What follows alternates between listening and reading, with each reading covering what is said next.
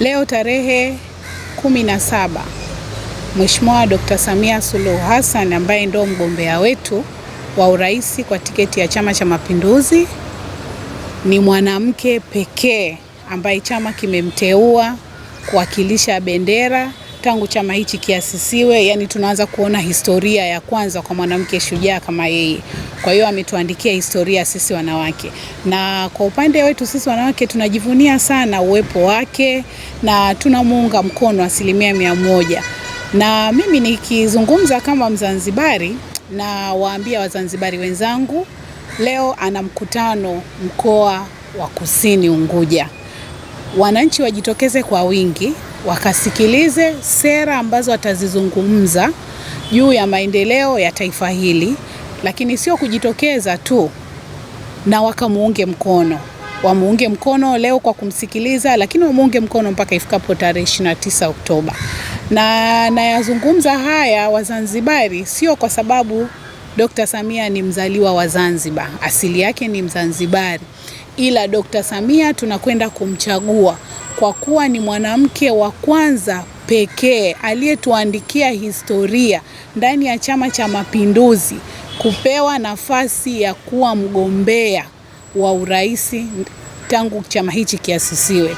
Lakini la pili, kwa sababu ya ushujaa wake, tumeona miradi mingi ambayo iliachwa na hayati Dr. Magufuli, lakini Mheshimiwa Dr. Samia ameikamilisha. Tena ameikamilisha kwa kipindi kidogo na miradi imekuwa mwamwa. Leo sisi tunavotoka Zanzibar tukisema tunakwenda Dodoma, unatumia siku moja tu. Unapanda boti, ukishuka kwenye boti unaingia kwenye SGR, saa 7 saa 8 umefika Dodoma. Kwa hiyo hayo ni maendeleo, na maendeleo ni mchakato. Lakini ukija kwa upande wa Zanzibar, mimi natokea mkoa wa Kaskazini Unguja. Kwenye mkoa wetu, tangu Dr. Samia alipokuja na yale mapinduzi ya sekta ya utalii, kupeperusha bendera ile ya filamu ya Royal Tour, kwetu tumeongeza mahoteli kutoka mwaka 2022 mpaka leo tumeongeza mahoteli kama 39.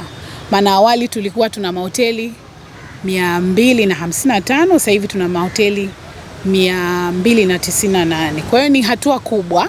Ameshawishi wawekezaji kutoka nje ya nchi. Tukiwa sisi Wazanzibari tunajivunia pato letu kubwa la kuingizia hii nchi linatokana kwenye sekta ya utalii.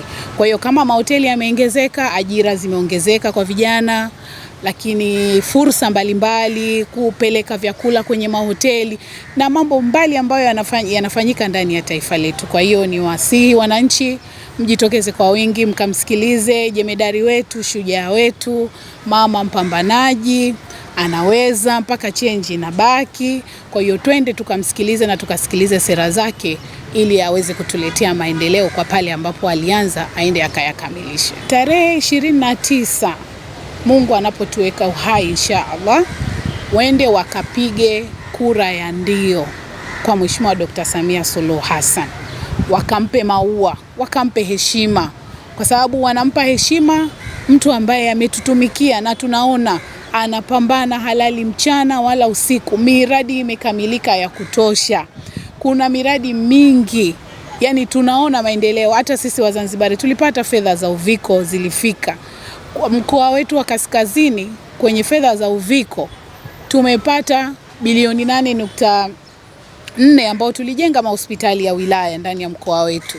Kwa hiyo mimi nasema ni wakati twende tukamlipe fadhila hichi ambacho ametufanyia sisi wa Tanzania, lakini na hasa Wazanzibari. Tunaona maendeleo, tunayaona, kelele hakuna, amani imetawala. Mwenyezi Mungu atujalie amani hii iendelee, na ifikapo tarehe 29 twende tukakamilishe hii dira na azma yetu. Zanzibar tunafahamu kwamba tuna marais wawili, kwa sababu Dr. Samia na mwenzio ambaye anamsaidia kazi. Kwa upande wa Zanzibar, Dr. Hussein Ali Mwinyi.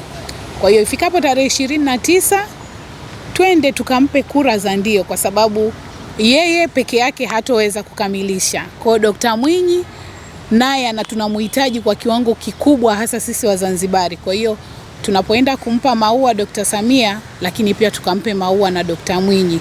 Oktoba tarehe 29 tunaenda kutiki.